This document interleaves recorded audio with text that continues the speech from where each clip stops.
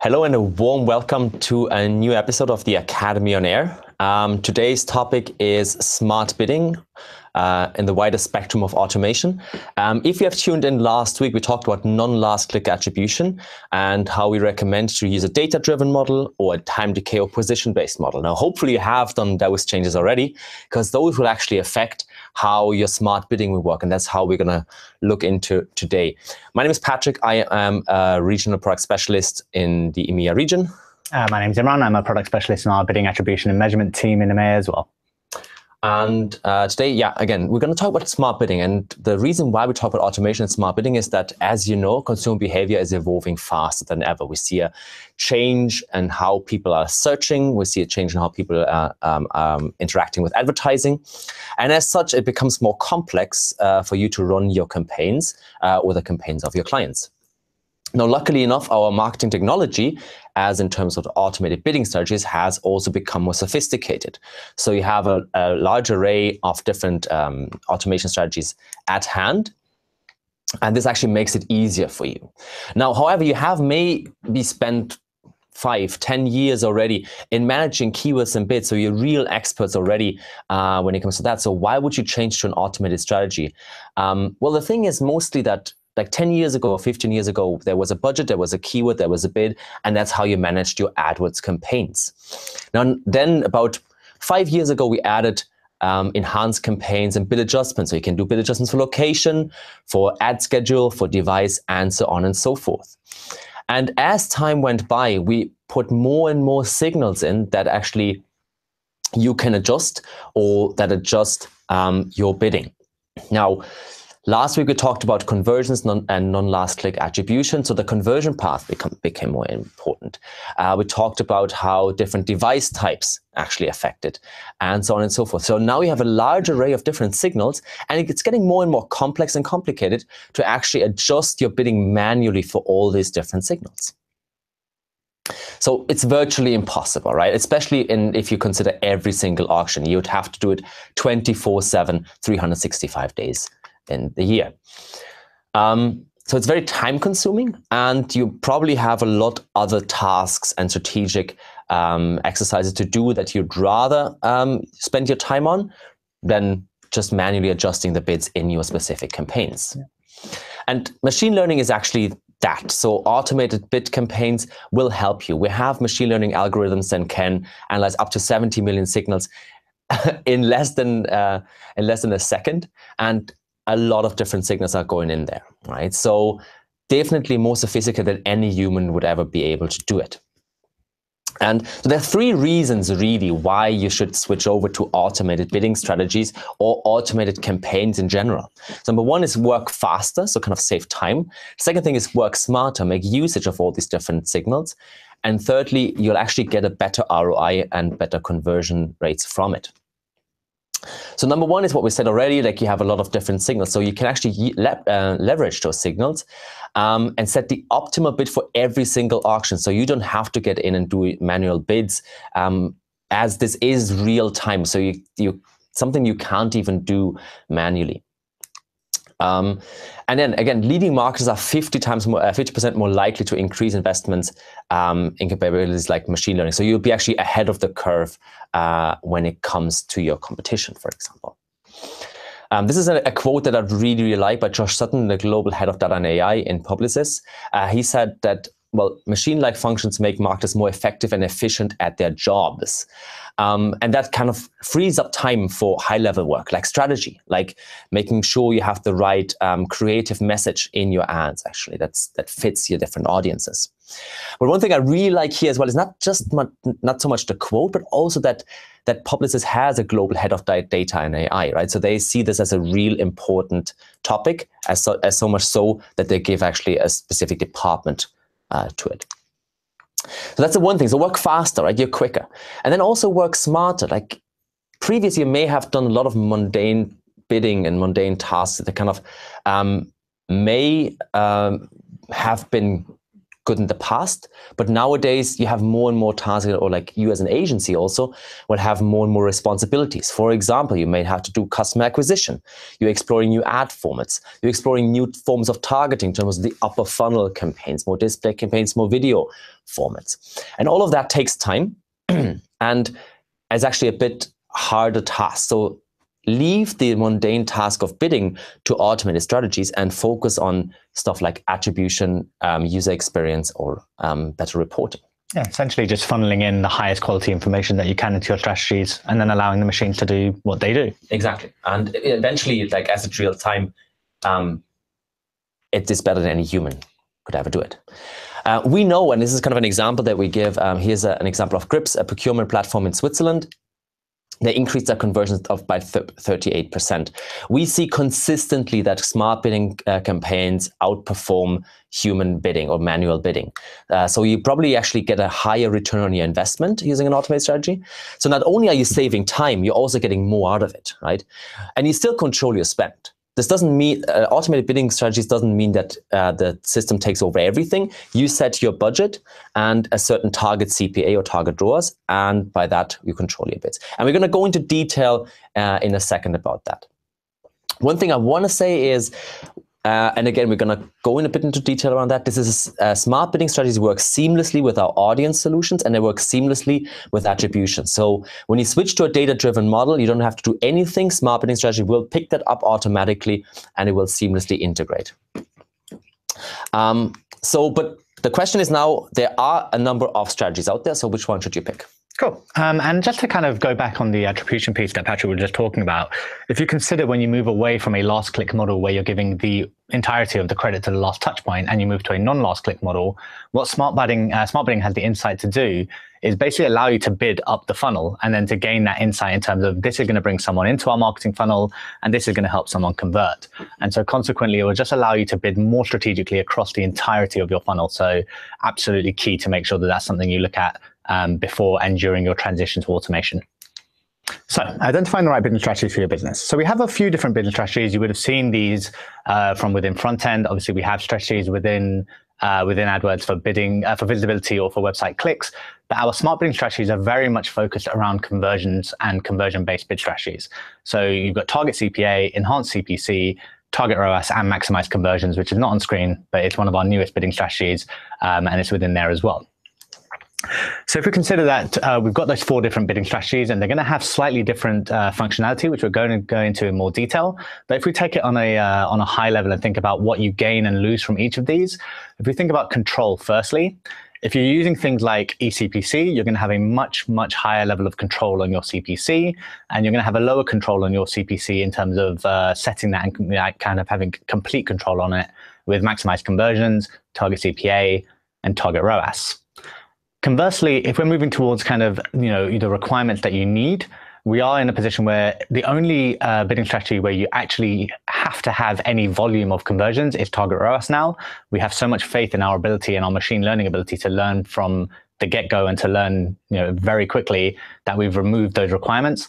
What we would say, however, is obviously, as with everything machine learning based, the more data you have, the better things will perform. So what we recommend is that for enhanced CPC, you have a minimum of 15 conversions per month, maximize conversions, the same, target CPA, a minimum of 30 to 100 conversions, and target ROAS, we recommend 50 to 150 conversions. So try and have as much information within there as you can. One way to achieve this, if you have a siloed set of campaigns, is to consider bringing your conversion tracking up to, say, MCC level, so that every slave campaign or child campaign account you have under that, rather, will be able to benefit from that.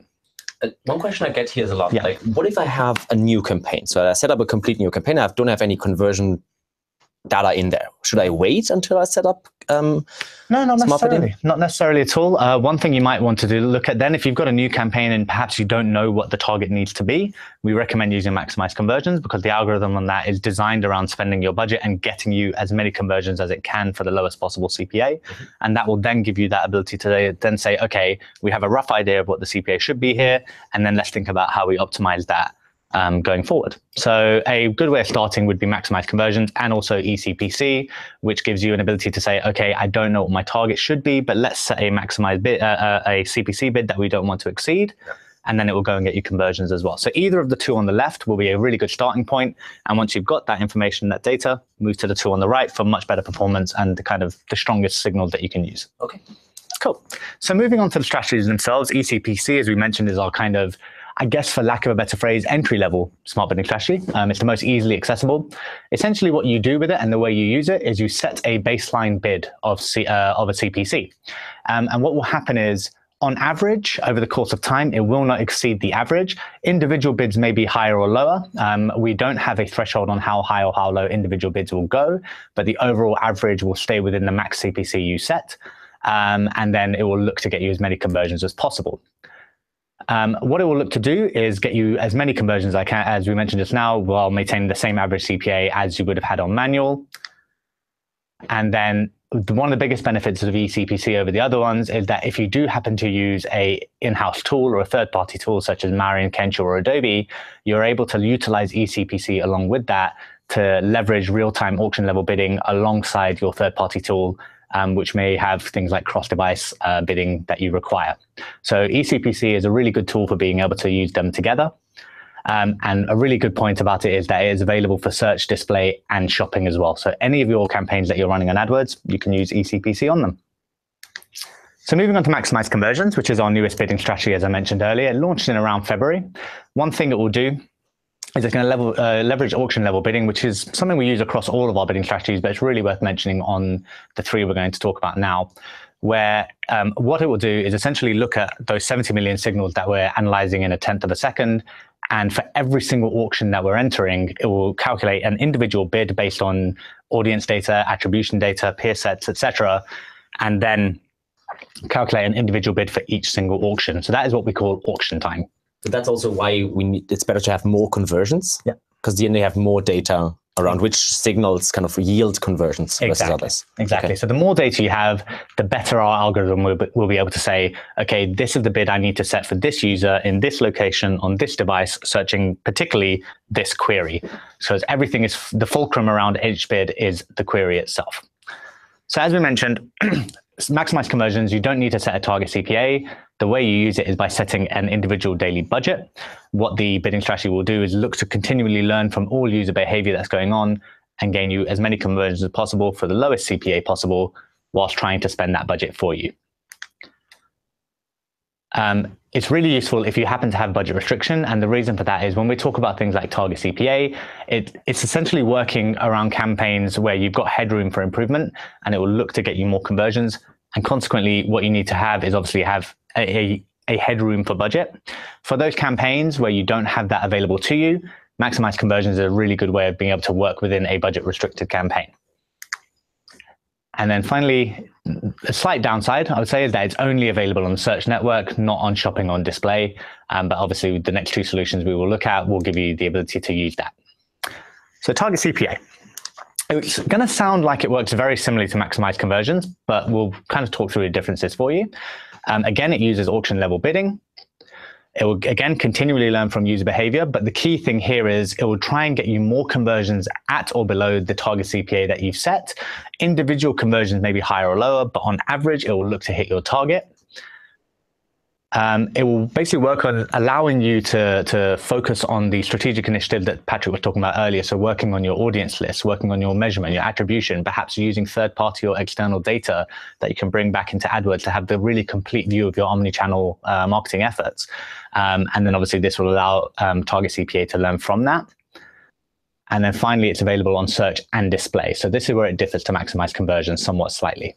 So sometimes people come to me like, my target CPA is not met, right? I set a target CPA of 30, but I see consistently 35.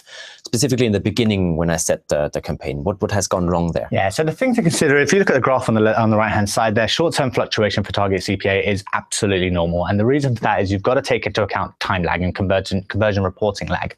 So if you consider that your time lag from somebody clicking for the first time and then converting maybe 3 or 4 clicks later, maybe 6 or 7 days. For that to kind of report is going to take 6 or 7 days. So in the first few days, your CPA is going to look higher because it hasn't fully reported.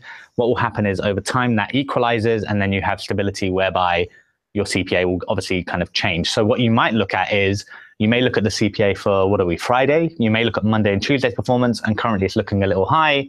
When you look again next week, it's actually equalized because everything has fully reported. This is particularly pertinent and really visible when you're working on non-last click attribution, because you're looking at the entire path length from first click. Gotcha. Yeah. So another question then here, what about like fluctuations within the week? Let's say I know that on Saturdays, my conversions usually go down. Yeah, absolutely. Our algorithm is more than smart enough to learn that. It learns typical user behavior. The only times when we do recommend moving away from using target CPA or target ROAS is on days where you have a really abnormal conversion rate, and it's specifically conversion rate. So obviously tomorrow's Black Friday. Everyone's going to be thinking about what they need to do from bidding point of view. A quick recommendation I'll give everyone here is if you look at last year's performance for the Black Friday weekend compared to the weekend before, and your conversion rate is similar, no matter what the number of conversions, if your conversion rate is similar, then you'll be absolutely fine using our smart bidding algorithm.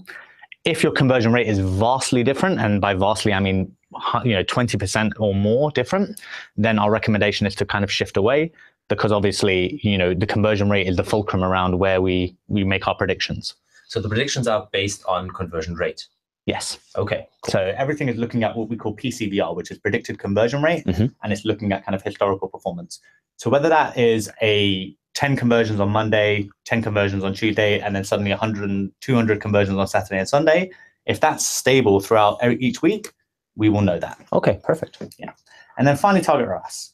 Again, auction time bidding as per before, but the key difference here is rather than optimizing towards a conversion, it's optimizing towards getting you the highest value conversion that it can. So rather than setting a target CPA cost where you're looking at obviously hitting an acquisition number, this will be around a return on investment. So very useful when you're looking at things like shopping campaigns where you are working towards a return on investment and very specifically. It will again look at the individual conversion action and give you weighting and obviously shift around bidding for what the total value of the conversion will be. As mentioned before, as we just discussed, short-term fluctuations are pretty normal. It's available on search, display, and shopping. And one thing I should mention, particularly for target ROAS, target CPA, and maximize conversion, all bid modifiers are taken care of for you. So you shouldn't need to apply any bid modifiers. eCPC, you would need to continue applying your device bid modifier. But otherwise, all bid modifiers for audiences and time of day will get taken care of for you. So if I have still a modifier, let's say on location, that is plus 20%, minus 40%, whatever, that is basically leveled out by the bidding strategy. Exactly. Okay. The bidding strategy will basically override it and make the adjustments for you. Okay. Cool. So to get a little bit more technical on some of the things around how to use smart bidding as effectively as possible, we're going to look at the staircase to smartness. Incredibly catchy name, we know. And it's just a few little touch points, few little points around kind of how you can use automation as well as you possibly can.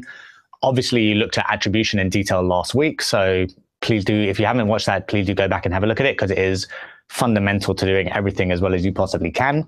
But one thing I'll mention is just make sure that your conversion inputs and your measurement is as clean as possible. Wherever you can, review your conversion inputs, make sure that everything is either deduplicated or you're kind of taking the right conversion action into account. And by the right conversion action, what we mean is ensuring that you're not having micro conversions where you're not caring about that as a full conversion. Don't have that in the conversions column. So as you can see here, this is something you'll see within AdWords front end. You can effectively choose whether or not you want to optimize, i.e. spend towards a conversion type, or merely report on it. So if you have a 3-step funnel, someone filling in a form, completing a sign up, and then eventually completing a purchase, you may want to decide which of those you want to optimize towards, and then obviously choose to exclude the other ones. In here, like when let's say I have, 1,000 signups, but only about 50 transactions. Okay. So I have more micro conversions and more data as such. Would you recommend optimizing for micro conversions in that sense? I guess it depends on what the consistency of it is, really. If you have got confidence in your sales team to be able to convert more of those by internally training or whatever your format will be, then perhaps it's worth investing your time in getting in more of the leads. If you feel that you could do more with the value of those conversions, then potentially you may want to look at a measurement solution to bring that revenue data into AdWords, so that it can then say, of the 1,000 leads we brought you from AdWords, which turned into 50 sales, we could help you increase the value of those conversions, or perhaps get you better leads. All right. So it really depends on what the business strategy is, and yeah, it just depends on what you're working towards. Okay. So yeah. So conversion inputs are really important. Then one question I often get is, what do I do if I don't have a lot of volume? People understand that we are confident in our algorithm to learn quickly, but if I don't have that much volume, is there something I can do to work around it? Absolutely. Portfolio bid strategies is a really good solution. So this is something you'll find within the shared library section of AdWords. And effectively what you can do is you can bundle multiple campaigns or multiple ad groups into a single portfolio bid strategy. So as you can see on the example on here, rather than having multiple ad groups with different CPA targets, we're going to bring them all into a single portfolio and allow that portfolio to learn from all of the conversion data within all of those campaigns and ad groups, and then look to achieve your overall CPA target for all of those campaigns. How much difference should there be in the average CPA? I mean, can I bundle, let's say, a £5 CPA with a £50 CPA? I would probably avoid anything that's quite as wildly different as that. We generally say have some strategy to it. So whether it's a coherence of the product type, so your queries are going to be somewhat similar, or a coherence of the value. Try and have some strategy towards your portfolios. But obviously, the logic behind it is that you gain more volume within the portfolio to learn from, but just having a little bit of strategy behind it. So if I'm a department store, I wouldn't bundle, let's say, furniture with apparel. Yeah, you might not want to do that because obviously the query set is going to be so different. Then obviously that's where we get some learning from. Okay. Yeah. And then moving on to audiences, you will have heard a lot about audiences and the strategy behind it and where you need to kind of work on it. But let's think about the fact that somebody who has entered your audience list recently is going to be more likely to convert. So consequently, what the algorithm is able to do is say, this person is on multiple audience lists, and this is when they've entered it most recently. And consequently, we know that there is a likelihood of them being in this. This works really well if you're looking at things like remarketing lists for search audiences. And then obviously, as we go into next year, we're also going to have things like in-market segments where we can use our predictive technology to say, this person is likely to be in this stage of life. Enter them into your target and bid strategies as well. And then obviously smart bidding will take that into account for you. Right. So we have all these signals that like device, location that we as Google provide, right? But this is slightly different. This is data that comes from the website, comes from the customer. So is there a difference in value of those signals? I guess it depends. So the robustness of your audience list is going to lead to the value of the performance. Smart bidding takes a combination of first-party data, which is your data on your website, data from Google themselves, and obviously the users' information as well in terms of their history, etc. The more robust you have your audience lists without being over-segmented, the better they're going to perform. So there's an inherent value to obviously bringing that data in by having a good strategy behind it. There's basically more signals to the actual campaign and more signals for smart bidding to take into consideration. Precisely. So for example, as we run up in tomorrow, you may have a super short-term audience list around people who've been searching aggressively for Black Friday deals, which may be a very short week-long list just to remarket towards those users. And then you'll lose those users afterwards because their behavior is going to change. And then you may have a longer term. A great example of a remarketing list is obviously entering, for example, someone who's looking for greetings cards. You may enter them on a 365-day list so that the week before that incident where they were looking for the cards, they get retargeted further down the line. And then obviously smart bidding will be able to take that into account as well. All right. You said don't over-segment it? Yes. So a little bit of breadth is really important. Machine learning works best when you give it a little variance and a little breadth to be able to learn from without kind of constricting its way of performing. So try not to have lists that are too small. And again, obviously, try not to have lists that are too broad. For example, an all visitors list may not give you the insight that you need. But over-segmenting it is going to constrict machine learning from being able to perform for you. Okay. So yeah. So the next step there is de-restricting. So we talked a little earlier about having budgets available to you. This is most pertinent around using target CPA or target ROAS. Stability is really important. Try not to have really drastic changes in your bids. We generally recommend not shifting by more than 10% and not more frequently than every couple of weeks or every couple of conversion cycles, if you happen to know what that is. You'd find that in tools and then attribution and time lag. You'll find out what your conversion cycle is. And as we mentioned just now, try and have coherent and high volume ad groups. So where you may have previously had single keyword ad groups, which don't have as much volume, our recommendation for moving towards automation is to bring as many of those together. If you can't restructure the whole account, use a portfolio. If not, we'd look at restructuring the account just to have higher quality data and allowing AdWords to be able to perform as well as it can. Right. So kind of too segmented, too granular is actually bad for smart bidding in general. Absolutely. It generally needs a little bit of breadth to be able to optimize. Right. So the same logic as we apply with regards to audiences, just try and apply that logic across the board, give it the breadth to learn, and that's exactly what it will do. Perfect. Where it tends to perform best, and again, this kind of lends to what we said just now, is on kind of broader campaigns. So if you consider a campaign around your brand term, you may have a really high impression share on that already, and you're consequently bidding really effectively. Smart bidding will help you gain incremental gains, but it's not going to be like revolutionary because it's not going to have that much to go and seek out for you because you're already winning so many of the auctions.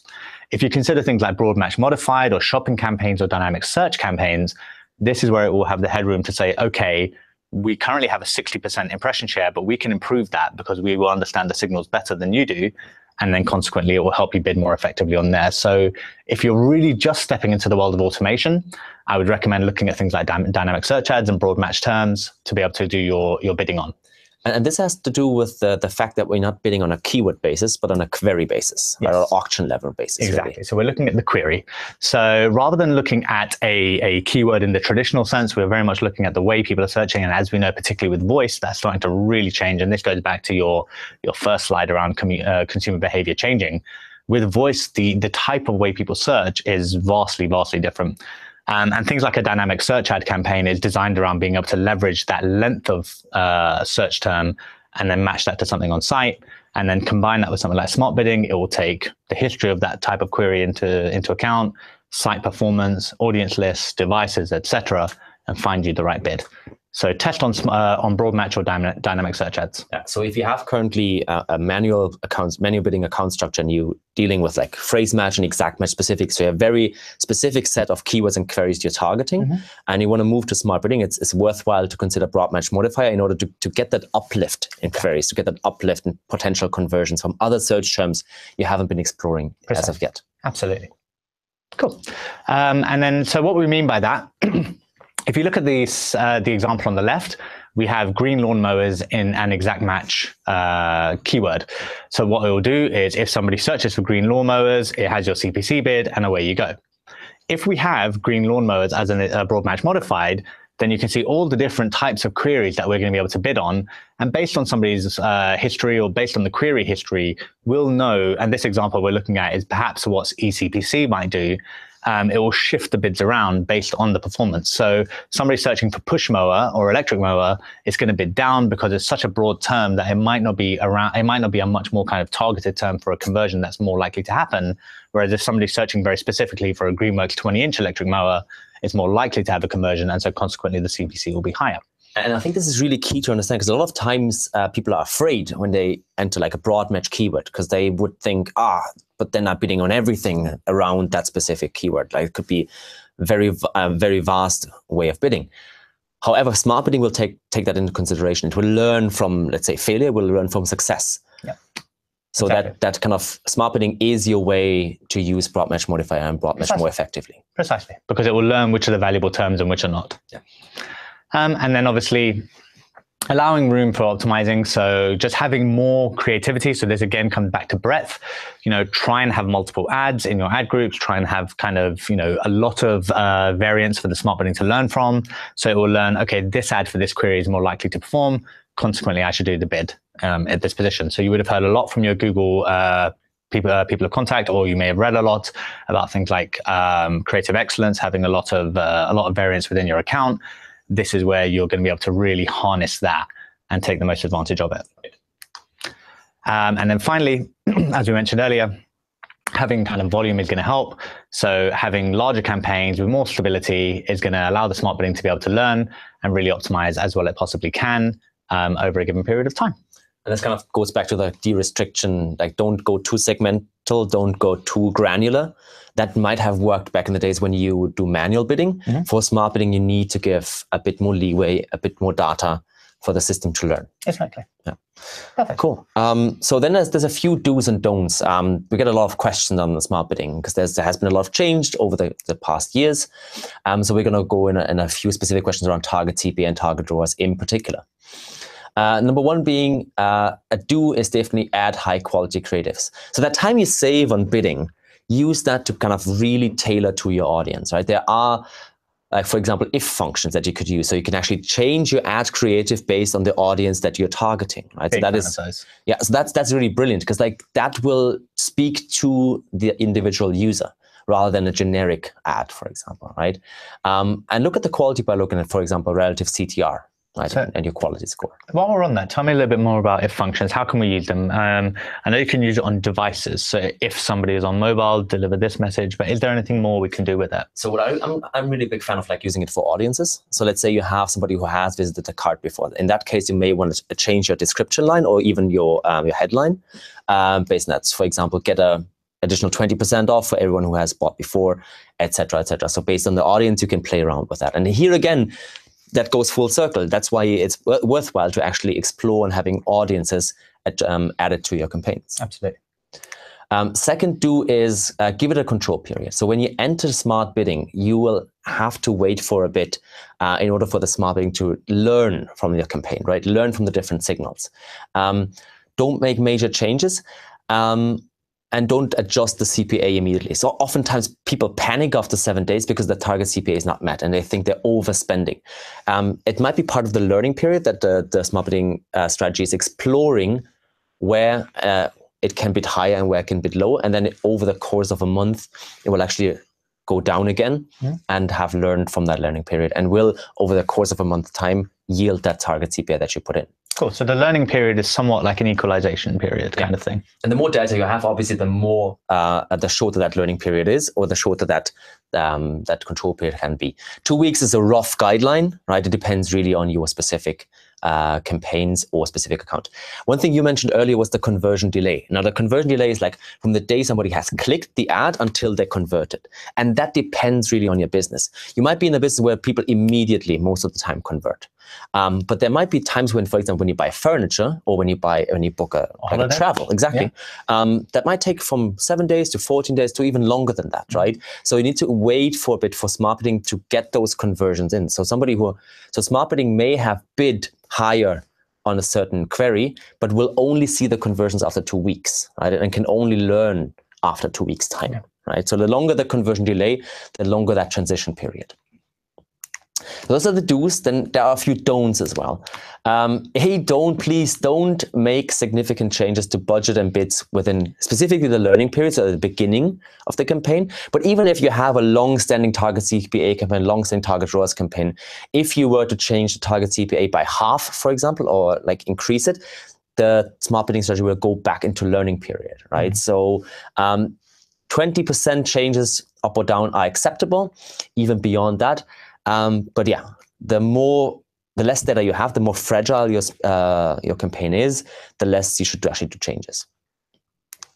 Secondly, don't replace all creatives within the same day. Here again, we come back to the if functions in ad creatives.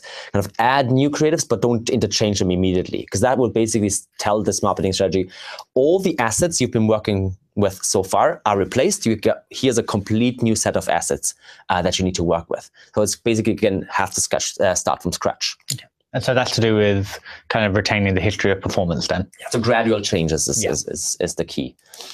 And lastly, don't pause campaigns manually, especially not during the learning period. Let's say you enter a smart bidding campaign for target CPA, and after 4 days you pause it, and then you want to reactivate it. That basically means the target CPA campaign will have to go again, start from scratch, right? So don't necessarily pause it. Which brings me to a question that I often get is, well, shouldn't I then just apply smart bidding strategies to campaigns where I'm really sure about the account structure, like it's well established? And it goes back to the question I asked in the beginning. If I have a new campaign, should I apply a target CPA or target ROAS strategy from the start? What do you think?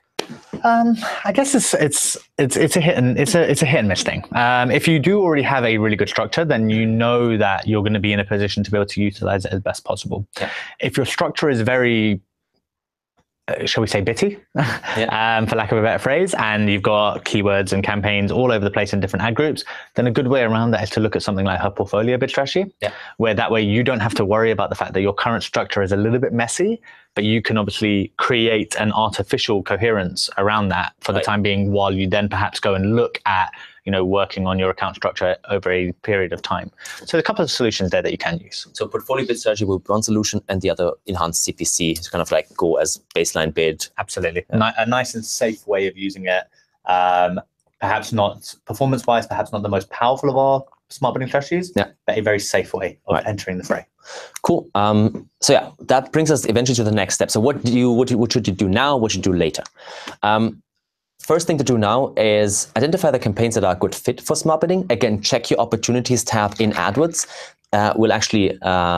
Will trigger those campaigns and recommend you applying a smart bidding strategy. And how often are those opportunities reviewed? I think every 24 hours. Isn't it? Yeah. So quite often. So it's a constant review. If you're unsure, enhanced CPC is always a safe bet option, right? So applying enhanced CPC is never a bad idea.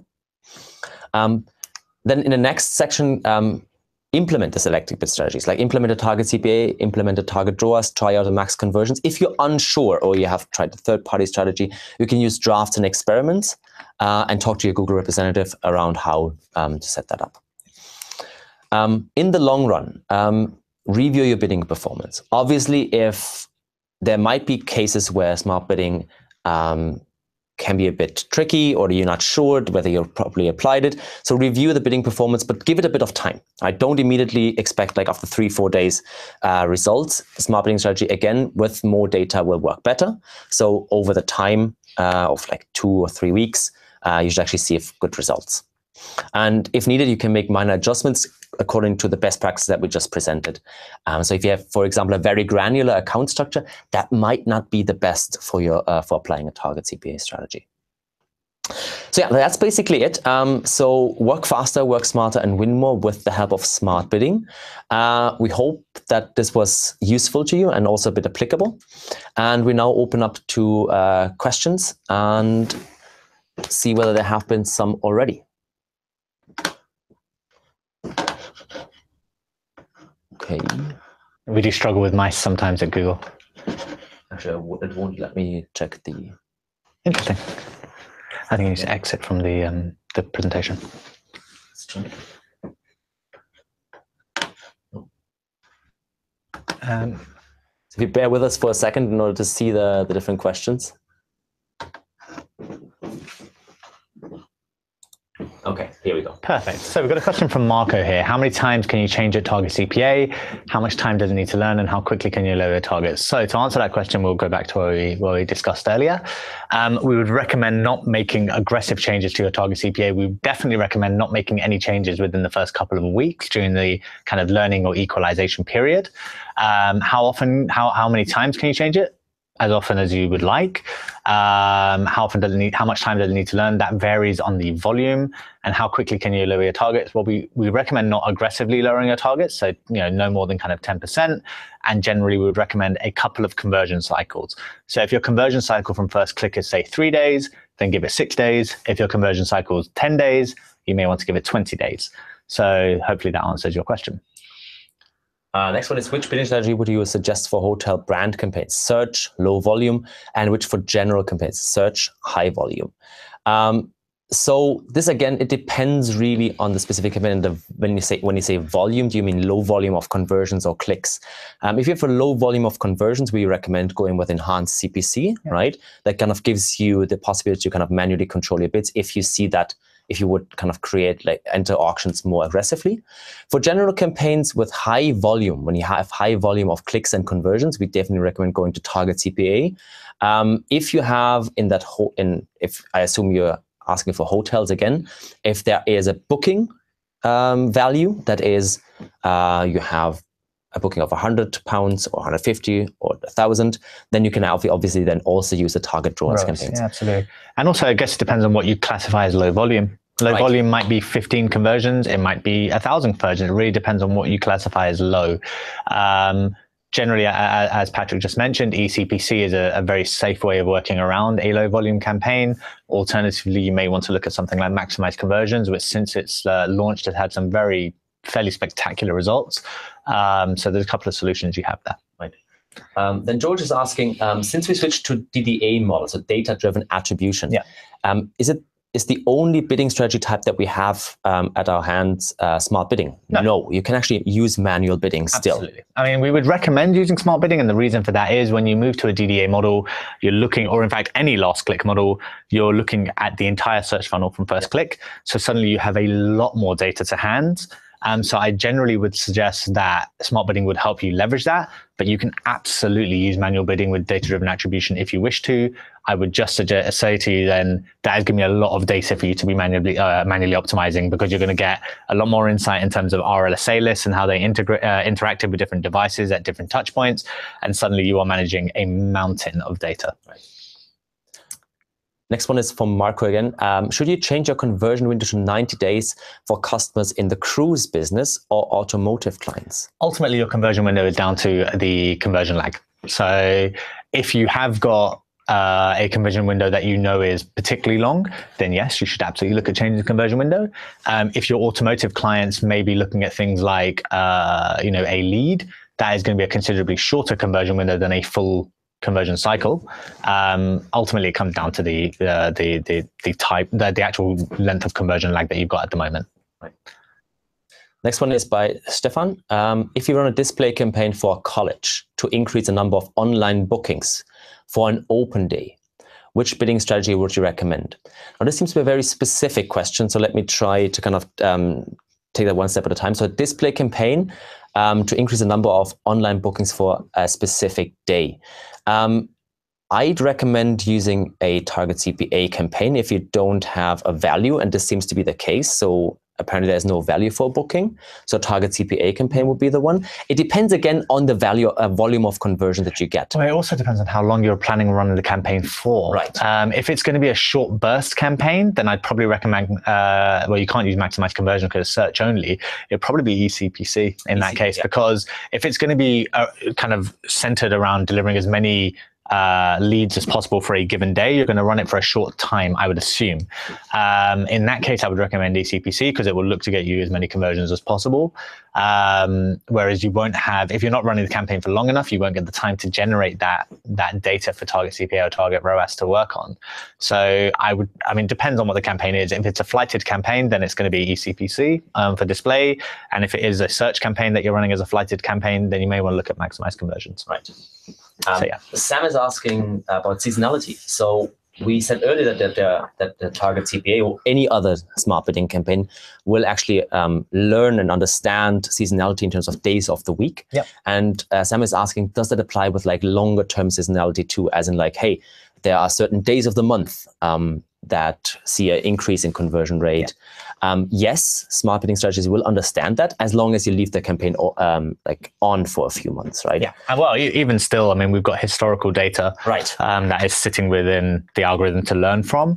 So it has got some insight, and also the key thing is our algorithms don't learn in a number of days; they learn in a number of hours.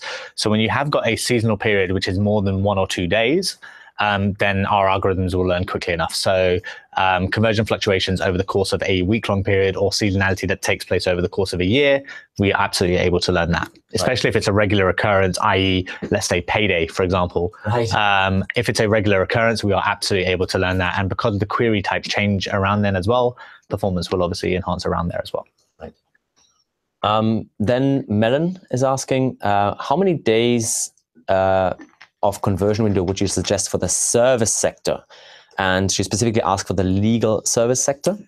Yeah, this is an interesting one. I guess it depends on, I mean, to try and kind of give an answer that's broad for everyone rather than specifically around the legal sector, it depends on what the full conversion funnel is like. I have worked with legal clients before, and typically it's a multiple step process where you have a lead that is then qualified, which then becomes a case. If you're working towards the lead, I'd probably go with a reasonably short conversion window. If you're optimizing towards something further down the funnel, you may want to look at a slightly longer conversion window.